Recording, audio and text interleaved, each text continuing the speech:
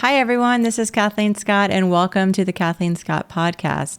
This is episode 2 in our Labor Day series. Today, we're going to be focusing on why workers risk everything to unionize. A little bit of a look back and a look forward on union rights, workers' rights, where we were and where we are today. So thank you so much for joining us. This was a fun episode for me to do. Personally, I grew up here in South Florida. My father was a union member and also for a while a union steward. And I can remember being a small child in my garage. My dad was holding secret meetings for unionizing at his company. It's now General Electric. And the company he was with was a refrigerator repair company. So this is sort of personal to me, and it was a fun little look back. So why do workers risk everything to make the workplace a little bit better? And the answer is simple. There's power in numbers, right? Alone, a worker can object and be fired. But together, it's hard for a company to terminate every single employee. So in a word, it's leverage. And it's an important thing to remember. Workers were demanding higher, steadier wages. That was one of the goals. They wanted to have safer places to work. They wanted to make sure they had a reasonable work day. And they wanted to end kind of the arbitrary firing. So what was happening right at the turn of the century was workers who spoke out were just easily replaceable and they wouldn't have a job. With a collective bargaining and a union behind them, they spoke with a single voice, with single desires and to get respect at work. So alone, a worker could be dismissed and even forgotten, terminated, never to be thought of again. But together, workers could do amazing things. They could shut down mills, auto manufacturing plants, and they could make a capitalist society really stand up and listen and pay attention until they got the rights that they needed and deserved. And this is one of the things we're going to talk about is how unionizing put pressure on employers to change the rules. So I want to talk a little bit about some of the earlier unions and what their purposes were, because they're really interesting, and then talk about where we are today with unions. So one of the ones almost everyone's heard of, right, is the Knights of Labor. And this was one of the earliest, founded in Philadelphia in the late 1800s, 1869 to be exact. And this idea of the Knights grew out of this secret society. They were one of the largest labor unions of the era, and they welcomed workers that other unions would turn away. And so they had a huge vision. They literally wanted to be one big union for nearly every type of worker. They were very important to them was the 8-hour day and fair wages, and they wanted to end child labor law, and they wanted to convict labor violations. And now we call it wage theft. Then they called it something a little bit more scarier.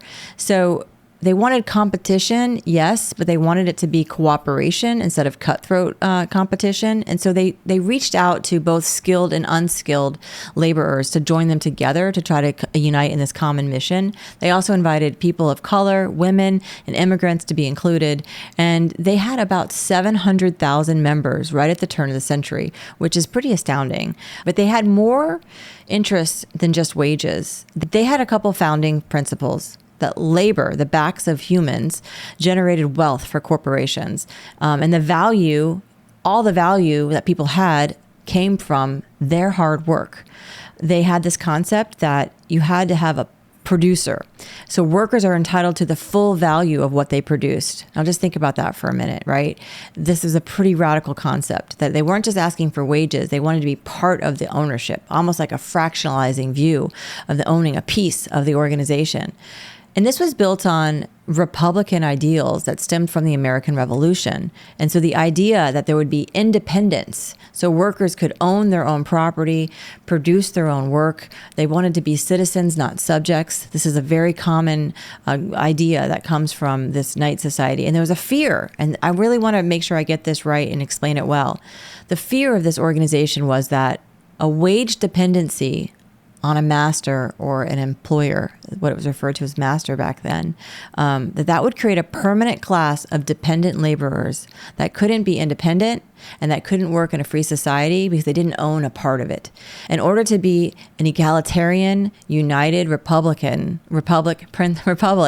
you would need to have workers who owned part of the means of production. It's a pretty astounding view, but that was their view. And they weren't just struggling for better wages, although that was very much what they're credited for, but they wanted to be a defender of the workers, and they wanted to make sure that the ideals of democracy was part of that individualized power that a worker could have. pretty interesting philosophy. Maybe this sounds a little like socialism, but there are some critical distinctions. This type of viewpoint, this virtuous republic is the way that it's been referred to. This viewpoint, it depended on citizens who owned their own property and livelihood. And they weren't looking to redistribute wealth. What they were saying is the Knights wanted to recast the world that was split between people who could produce and people who desired to monopolize. So it's different from socialism in that respect. It isn't shared wealth. It isn't dividing up resources. It's basically owning and producing for yourself and for your family. And through that production and individual ideas and having individualization, you could be a better citizen. You could have a better republic built on those ideals. So the framework was that there were these two classes, the producers and those who monopolized. And if you weren't a producer, you couldn't join the Knights. And that's just simply how it was. Interestingly enough, the Knights would not allow anybody who didn't have physical labor or was considered a producer. That would include me as a lawyer. It would include bankers. It would include spectators and liquor dealers. They were not allowed to join because they were not considered to be a producer. So membership became related to work that was viewed as honest labor, not just sharing economic interest. And so that's kind of an interesting ideal. So the motto was only those who did honest labor would deserve a place in the republic and could join their organization. So they're not the only union around at that time. One of the earlier ones was also the American Federation of Labor. That was also founded right around the turn of the century. And it was led for decades by an individual known as Samuel Gophers and the AFL. And it took a much more narrow view that was focused on a path that ultimately became more durable than this idealistic view of the Knights, right? So they focus on skilled craft unions. They were really more bread and butter goals. And what I mean by that, they were entirely focused on wages, making it a safer place to work, shorter hours, better condition, better pay. And they did collective bargaining pretty early on, earliest as far as we can tell. So when you compare kind of the AFL to the Knights of Labor, the AFL survived, right? They had more concrete gains and they were more successful. They were able to accomplish better conditions. And they really became a dominant force in the union space for many, many years. Now that we have this little backdrop of unions and how they were founded and the kind of the big ones we just spoke about, well, what can a union do? And like we talked about the power in numbers. What that means in actuality is the fear of striking, right? And so in modern times, we think of union strikes with air traffic controllers. I was traveling through France and they were on a garbage strike. That was pretty intense. I was never seen the city so dirty. And so we think that's the power of the leverage of the unity of unions, right? The power to strike. But this is at a time in the late 1800s, turn of the century, that striking meant potentially going to jail. Striking meant that when you went to court, you could be literally held accountable for striking. The courts often sided with the employer, very different than it is today. So one of the strikes I want to talk about is the Great Railroad Strike of 1877. At this era, it was a depressed time in our country's history. And in this particular situation, workers had suffered multiple wage reductions. So they were already making a low wage to begin with. They were being cut. And so what do? In West Virginia, they decided to stop working. And they were joined by multiple workers who were unemployed as well. And so what did we do in response to this? Because this is the railway. This is like the way that goods are transported as well as people. And so state militia and federal troops were called in. It was violent. And in Philadelphia and Baltimore and other places, people were killed. Over 100 people lost their lives during the strike. And it lasted about 45 days. But it seemed to really strike the nation. And it was profound. It's profound to me as someone who's like a student of history and also someone who's an employment lawyer that the government sent in soldiers and sided almost always with the employer because they viewed the railway so important. There are other strikes too. There's something called the Haymarket Affair, which happened around the same time period, 1886, that happened in the Haymarket in Chicago, which was also a backlash against organized labor. Now, this one's interesting because it was a labor rally. Someone threw a bomb at the police. So the police showed up, a bomb was thrown, there was gunfire exchanged, many officers were killed. As a result of this, there's a large belief that that's the reason that took down the Knights as a union because they ended up resulting in the loss of life. So there's the homemade strike. This is a steel union worker strike. Again, this happened. Lots of guards were sent in. There was guns. About a dozen people were killed. And the outcome was, once again, the state militia was called in and had to take control of an employer. And they sided again with the employer. There's the Pullman strike, which is another railroad type of strike, which also caused the courts to get involved. But employers became a very powerful tool, and often the courts sided with the employer. So this is the struggle, right? So it's how scary it is that, you have all these low wages, workers are trying to speak out, and when they do, the police are coming. So people are literally risking it all to try to improve the lives of workers. And so I would like to talk a little bit more about the auto strike that happened in Detroit and in Flint, Michigan. And this was during a time too where workers were suffering pay cuts. And so workers started to complain and object. Well, what did General Motors do? They turned off the heat in the middle of winter. Workers were left to freeze. They would not let them leave. They locked them in. I mean, this is really unheard of now, right? Like, it's hard to even say this without kind of an astonishment. And so what happened is the workers stayed together. They held on. The managers kept the doors locked, and the police tried to come in, and they threw tear gas through the windows. And what happened is workers on the outside created little lines and threw bricks through windows to feed food and to send blankets in to keep the workers who were striking to help them stay warm. It lasted 44 days where the workers stayed there. And finally, General Motors agreed to recognize the union. And as a result of that, it mattered because workers ended up getting what they wanted. They got higher wages and better days pay, and shorter days work. So what a struggle, right? I mean, can you imagine doing that, or having your loved one leave for the day and be like, doesn't come home for 44 days because his employer locked him inside a room with no heat during the dead of winter? I mean, that is pretty crazy, but it worked. And this is one of the reasons why I started this podcast by asking, why risk it all?